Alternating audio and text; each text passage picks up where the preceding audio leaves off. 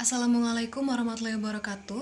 Kami dari kelompok 4 Kimia Organik Fisik Rombel 207A akan mempresentasikan mengenai reaksi eliminasi terkait sintesis sikloheksena dari sikloheksanol melalui reaksi eliminasi. Adapun anggota dari kelompok 4, yang pertama Nailia Zania Alfitri, yang kedua Usfanas Ganiul Ilmi, yang ketiga saya sendiri Rimadona Asmi Fesya Prasetya, dan yang keempat ada Rahmah Dwi Damayanti. Langsung saja ke pembahasan pertama mengenai pendahuluan yang akan disampaikan oleh Rahmah. Silahkan Rahmah.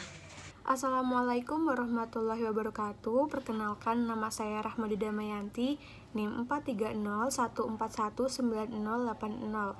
Saya dari kelompok 4. Nah, pada kesempatan kali ini saya dan rekan saya lainnya akan membahas mengenai reaksi eliminasi pada sikloheksana.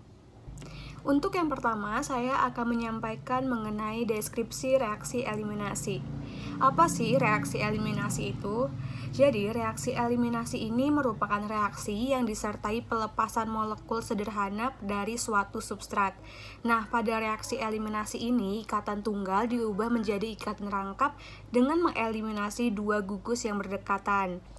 Pada reaksi eliminasi, 2 atau 4 atom gugus yang terikat pada atom berdekatan dari molekul tersebut akan dieliminasi sehingga terbentuk ikatan rangkap.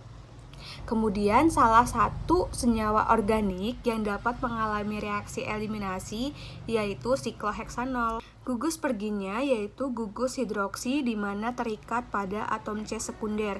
Kemudian sikloheksanol ini merupakan zat organik yang berupa cairan di mana titik didihnya itu mencapai 161 derajat Celcius. Kemudian sikloheksanol mengalami reaksi eliminasi akan menghasilkan produk berupa sikloheksana akibat perginya gugus hidroksi dan pengurangan proton dari karbon beta. Untuk menghasilkan produk berupa alkena atau sikloheksana akan digunakan suatu asam kuat, yaitu berupa asam fosfat dalam air sebagai pereaksinya. Nah, selanjutnya ada manfaat dari produk eliminasi sikloheksana. Yang pertama yaitu untuk menyiapkan butadiena di laboratorium.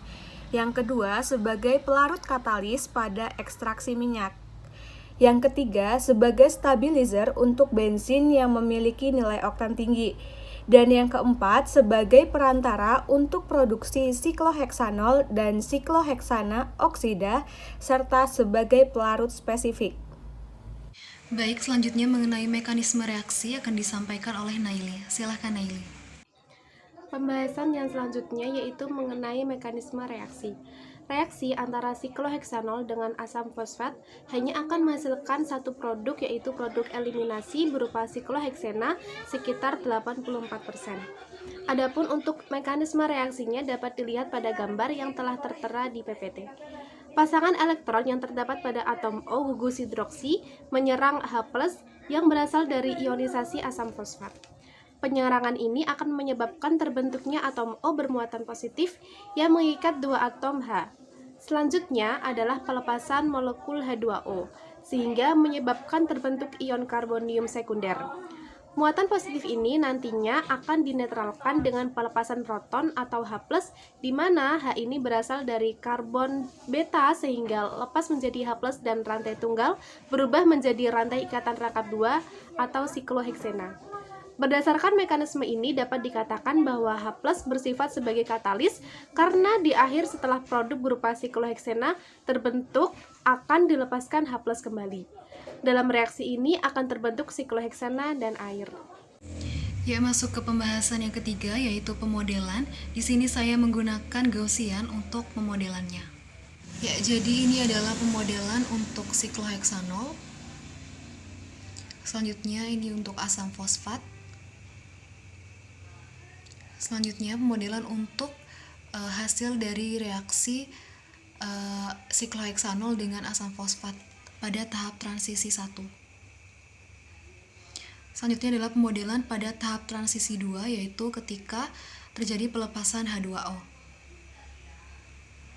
Ya, yang terakhir adalah pemodelan untuk pembentukan ikatan rangkap atau pemutusan ikatan hidrogen sekaligus pembentukan ikatan rangkap atau terbentuknya sikloheksena. Selanjutnya, mengenai pembahasan yang keempat, mengenai stereokimia akan disampaikan oleh Uswanas. Silakan Uswanas. Pembahasan selanjutnya yaitu mengenai stereokimia. Tapi mohon maaf, dari kelompok kami belum bisa menemukan referensi terkait stereokimia pada senyawa-senyawa yang terlibat pada reaksi ini. Kami hanya bisa menjelaskan berdasarkan teori kami saja. Jadi stereokimia E2 adalah konfigurasi dari suatu senyawa stereocenter R versus S. Dalam reaksi ini adalah asam fosfat dengan sikloheksanol yang menghasilkan ikatan rangkap dengan produk E atau Z. Dalam reaksi ini produk utamanya adalah sikloheksena memiliki ikatan rangkap. Pada stereokimia dalam keadaan transisi suatu reaksi eliminasi E2, gugus yang pergi umumnya sejauh mungkin anti. Karena inilah maka eliminasi E2 seringkali ditunjuk sebagai anti eliminasi.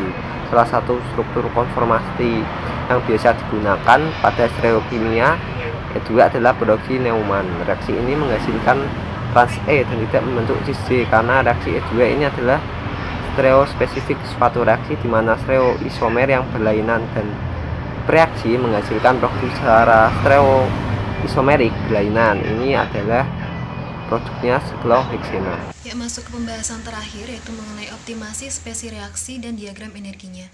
Jadi yang pertama, saya akan menjelaskan langkah-langkah optimasi yang kami lakukan. Yang pertama, menggambar molekul di Gauss view yang versi 6.0.16. Selanjutnya, pilih edit lalu clean.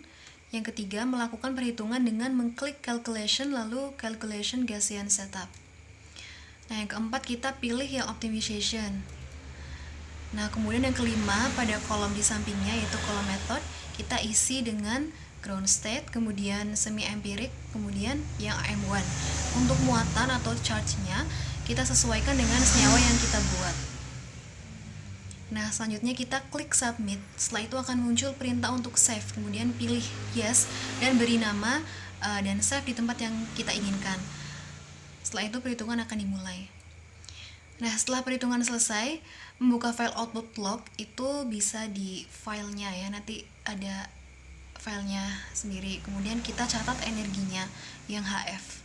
Ya, selanjutnya adalah perhitungan energi setelah optimasi.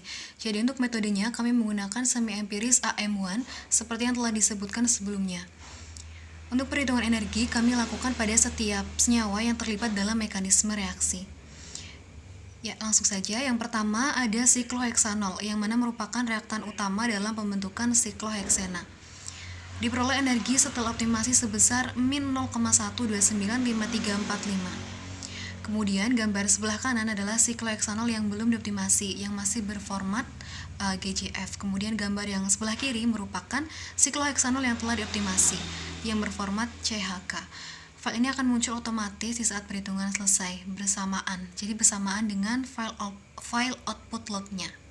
Ya, selanjutnya pada tahap transisi 1, yaitu setelah sikloheksanol bereaksi dengan asam fosfat. Energinya sebesar 0,1562291. Selanjutnya, pada tahap transisi 2, yaitu pada saat pelepasan H2O, energinya sebesar 0,1562291. Sama ya dengan energi sebelum H2O terlepas. Kemudian pada tahap akhir, energi pada saat pemutusan ikatan hidrogen sekaligus pembentukan ikatan rangkap adalah sebesar min 0,1136948. Nah, berikut adalah diagram energi dari sebelum sikloheksanol bereaksi hingga terbentuk ikatan rangkap atau sikloheksena.